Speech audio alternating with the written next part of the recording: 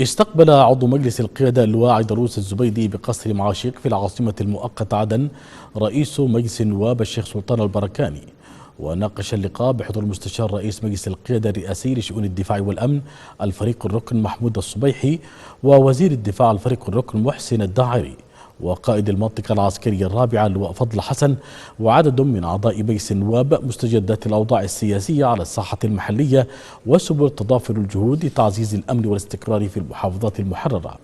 واستعرض اللقاء الجهود التي تبذلها القوات المسلحة لترسيخ الأمن ومكافحة الإرهاب والتصدي لشبكات تهريب الأسلحة إلى ميليشيا الحوثي الإرهابية.